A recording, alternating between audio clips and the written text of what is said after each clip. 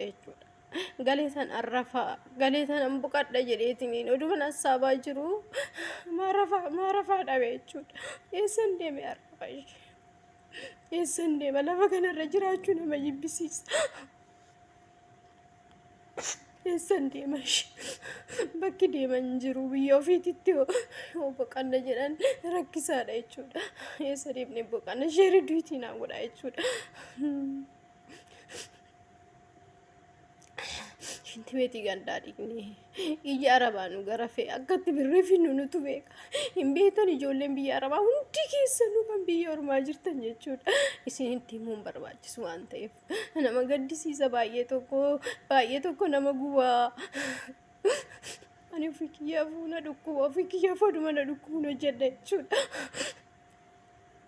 Keessa deebitan arraba ishii tokko jedhee hojjechuudhaaf hin danda'u nan Ashamaa harka fuunee nagaan waaqayyoo isiniif haa baay'atu. Hordoftoota chaanaalii kootii nagaa keessanii ani nagaa kootii baga nagaadhaan gara mana kiyyaa dhuftanis siin jedha. Hordoftoota kiyyaa mee laayikii, sheerii, sabskiraayib gochuudhaan gara mana kootti ol seenaa.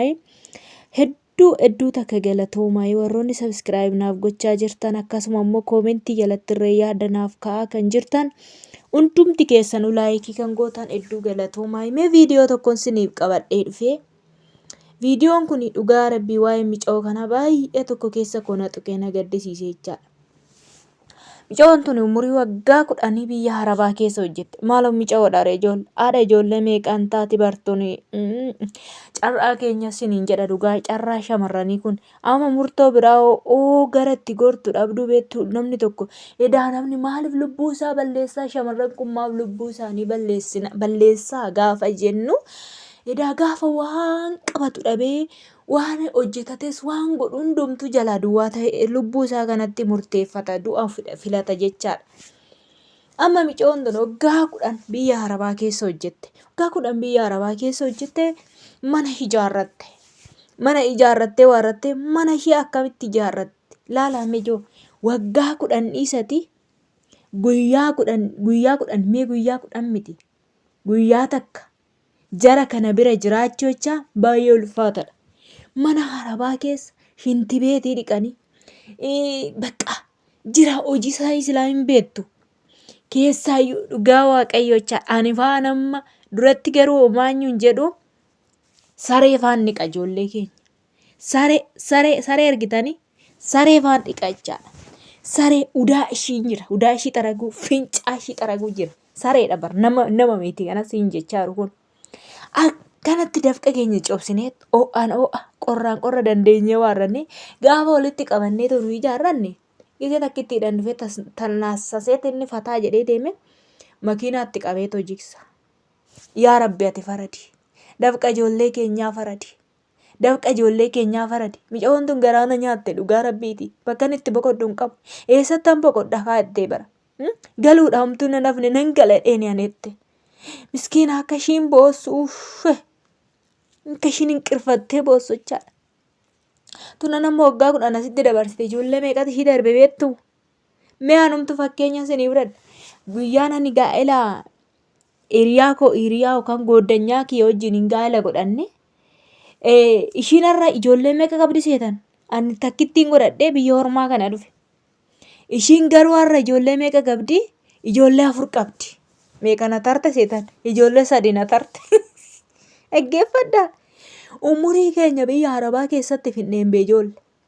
Nuu darba jijjiirra jireenya keenya jijjiirra mana keenya jijjiirra bakka boru dhalli keenya rakkatiin maatiin keenya rakkatiin maatii koon jijjiirra mana maatii kootti ijaara jenna as kaanna achi kaanna ol deemna guyyaa takka otoo aaran galfatiin hoggaammoo deebi'ee tokkun immoo akkanatti asiin dhufee ta'e mana namaa isatti dafqanii ijaarratan kana bittiin godhanii diigan kana mee maaltu isinitti dhaga'ama mee bakka obboleettii kanaa obbuusaa. Otoo si ta'ee maal goota mee? Otoo si ta'ee maal goota? Dhugaa qabdii immirirfamte garatti gortu dhabde obboleettiin kun waan qabattu dhabde guyyaatitti dukkanaa ijoo namni bakka waan biraa miti gaafa biyyaa baanu mana ijaarrannaa jireenya keenya jijjiirraa maatii keenya jijjiirraa gaa'ela qabaanne immoo dhala kootifis borutti naaf hin ta'a guduunfaan godhadhattan boqodha jenneen waggaa 6 waggaa 5 waggaa 7 waggaa 8 waggaa 10 12 hanga 15 illee kan ta'antu jira biyya Arabaa jechaadha. Jireenya isaanii kana fooyyeffachuuf. Tuni ammoo hidhimeedhanuu laachaa jirti cimtee jirti jechaadha. Biyya Arabaa nama cimsiti. Dhala meeqatu ishii darba. Kana keessaa gaafa akkanatti dafqitee ishiin fiddee ijaarrattu gisee tokkichaan jala bittin godhe ka. Yaa rabbati faradi ka calin jedhin gooftaa Yesuus calin jedhin. Dafqa dadhabootaatiif calin jedhin. Dafqa shamarran keenya biyya Arabaatiif calin jedhin. Maal ijoollee miidhaa shamarran keenya Itoophiyaa kun siruma isaa maali? Biyya biraas shamarran kan ta'e biyya biraas deemanii hojjetatu jiraatu ijaarratu waan barbaade hin godhatu. Biyya Arabaa keessatti kan cokkonamu kan duu kan reebamu kan bakka jireenyi isaanii gadi ta'e haala kamiin dararamu biyya Arabaa keessatti ijoollee shamarran Itoophiyaati. Waan hundumaanuu nu ibarra. Numa taate bee dubbii. Inna waan baay'ee na gaddisiise micoo kanaa jechaadha. Waaqayyo ka obsa ishiidhaaf haa kennu. Maalan godhaa hidhimee kanaan amma sitti fufee hojjeta jedheen godhadha jechuudhaaf jette. Hin dandeessu hidhimeenis si deemaa jirti. Gacarraa ofiitti mana kiraa itti deebi'uudha malee. Kan lubbuu isaanii dabarsanillee hin jira barka waa'ee mana kanaatiif jechaadha.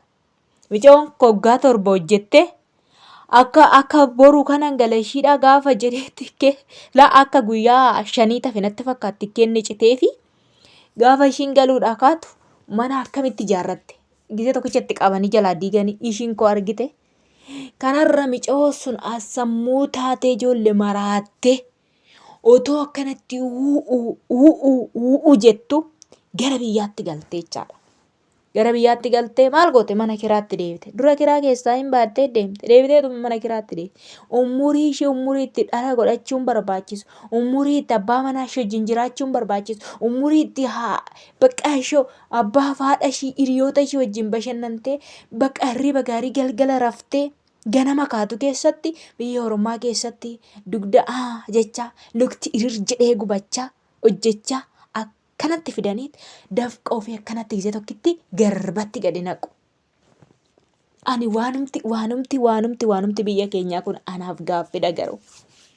Gara jabinni akkanaa jechaadha. Xiqquma hirree garaa nuun laafanii maaloo ijoollee maaloo akkatti finna hin beeku eebonnee finna bee beelofnee finna bee ija xinnaa guddaan gadi nu laaleetti bara gadi nu qiceetti bara xiqqoon nu ergatti guddaan nu ergata.